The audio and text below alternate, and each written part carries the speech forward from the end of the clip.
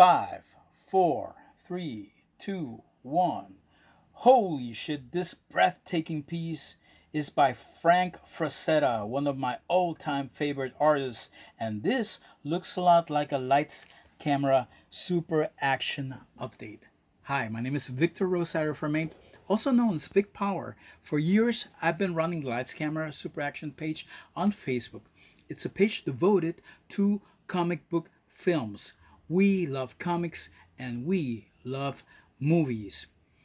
Today we're going to talk about how Star Wars was an important part of Marvel Comics' past and how it seems that Marvel is going to be a big part of Star Wars' future. But first, the news. Our sources were Deadline, Screen Rant, comicbookreader.com, StarWars.com, Variety, and comicbook.com. Thank you guys. Like father, like son, Tamura Morrison will already play Jango Fett in episode 2, Star Wars episode 2, Attack of the Clones. Will play his son and clone, Boba Fett, in The Mandalorian. He joins other season 2 guest stars, Michael Biehn and Rosario Dawson. The producers of Deadpool 2 were fined nearly $300,000 for safety violations in the accident that killed stunt woman Joy Harris.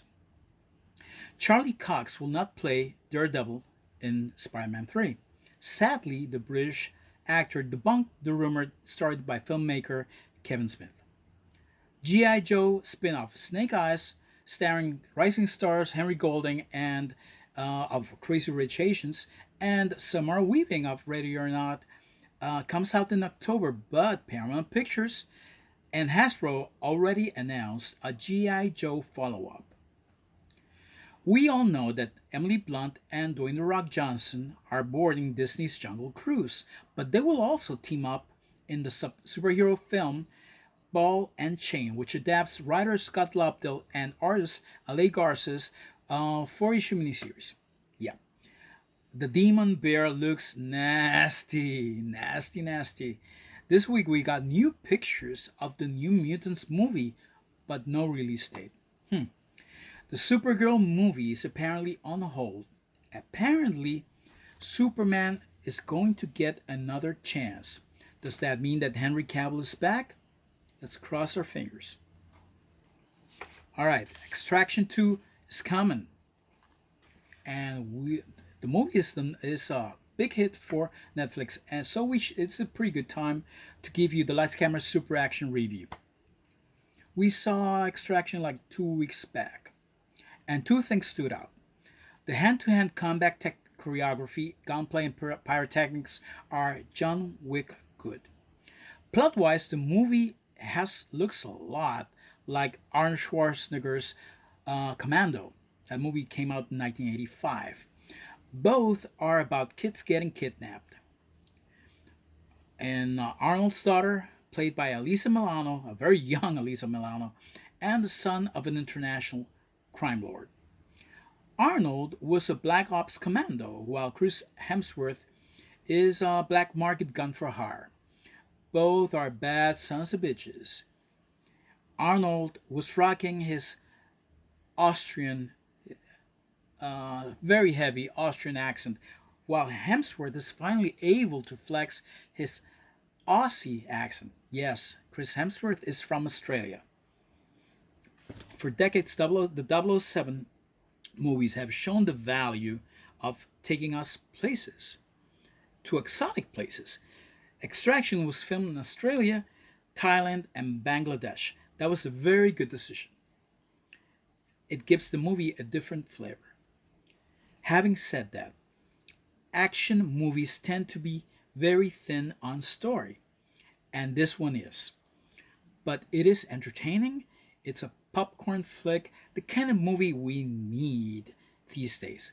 So I'm gonna give it 3 stars out of 5. Alright, let's talk Marvel and Star Wars. A little history. In 1977, the comic book industry was about to go belly up. One of the things that saved it was Star Wars. That almost didn't happen. At first, Stan Lee rejected Lucasfilm's pitch to publish Star Wars, like DC Comics and Warren Publishing did. But after looking at the pre-production sketches, a little let me get back a little bit. Back then, science fiction movies were not big money makers, and their comic book adaptations made even less money than that. But after looking at pre-production sketches of the Mos Eisley Cantina sequence, writer Roy Thomas appealed to Stan successfully. It also helped that Lee found out that Sir Alec Guinness was in it. Marvel licensed the rights and agreed to publish a six-issue adaptation. Roy Thomas himself became the writer, while artist Howard Chaykin supplied the covers and the interior art. Those six issues were reprinted several times and are credited to have saved Marvel financially in 1977 and 78. So it's kind of cool that after J.J. Abrams finished the Skywalker saga, Marvel will be involved in upgrading Star Wars for the future. Did I say will be? Jon Favreau, who directed Iron Man and Iron Man 2, as well as The Lion King, The Jungle Book, Elf, and Chef. People forget that he played used to play Foggy Nelson, Ben Affleck's Daredevil in back in 2003, and he still plays Happy Hogan in the Sony Disney Spider-Man franchise. But Jon Favreau is the creator, head writer, showrunner, and executive producer of The Mandalorian. The Mandalorian has been, and Baby Yoda. The Mandalorian has been described as a space western. Well, Jon Favreau directed a space western called Cowboys and Aliens in 2011, starring Daniel Craig and Han Solo himself, Harrison Ford. Favreau, in season 1 of The Mandalorian, he had Thor Ragnarok's Taika Waititi directing the season finale. And in season 2, he's having Ant-Man director Peyton Reed directing an episode. Side note 1. Robert Rodriguez, director of Predators,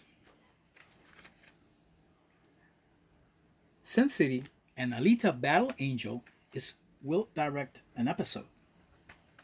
That's great. And side note number 2, it's unlikely that Deborah Chow, whom we loved in episode 3, The Sin, and episode 7, The Reckoning, will return. It's unlikely that she will return because she will be directing the Obi-Wan Kenobi show for Disney Plus. Alright. This week, it was announced, StarWars.com announced, that Taika Waititi will direct a new Star Wars feature film for the big screen. Waititi, who won the Best Adapted Screenplay Oscar for Jojo Rabbit, will also co-write the film with Academy Award nominee Krysty Wilson-Cairns. She was nominated for 1917. Waititi is also hard at work on his Thor: Love and Thunder screenplay.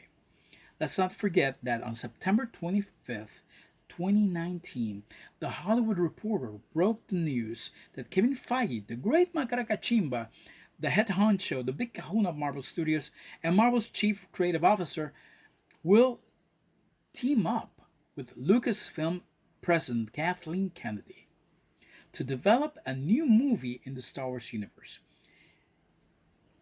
Is the Taika Waititi movie the same one? This one? We don't know. Tell us what you think. By the way, we got questions. Tommy Cepeda writes, "Hi Victor, do you think that Nolan's Tenet and Disney's Mulan will move?" Yeah, unfortunately, yes. July is only 2 months away. And state governments are jumping the gun. I think they're opening too soon, which probably means that we're going to get more sick people for a longer time. I got another one from Lyle Bridges. This one says, "Hi Vic, well, what are your 3 favorite Star Wars movies?" Okay, number 3 is Rogue One. Number 2 is Star Wars, also known as A New Hope. And number 1 is The Empire Strikes Back. All right, let me tell you a story. I was on my way to, I went to Walgreens to buy face masks because I'm running short. They didn't have many, but they did have this. I don't need any more plastic. Look at my Funko wall, but this looks too good to pass.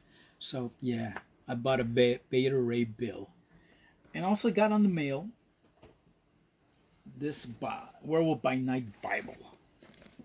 Yeah, look at this, really heavy. It has the first 2 appearances of Moon Knight.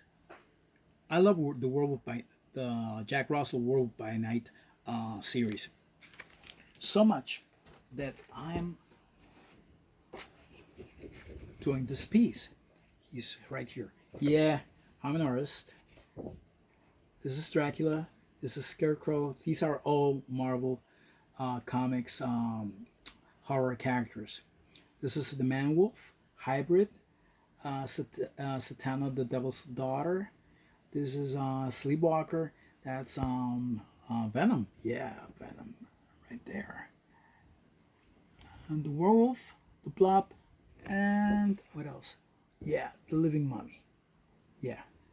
So that's what I've been working on lately. So please spread the word. Give us a thumbs up. Hit the subscribe button for more.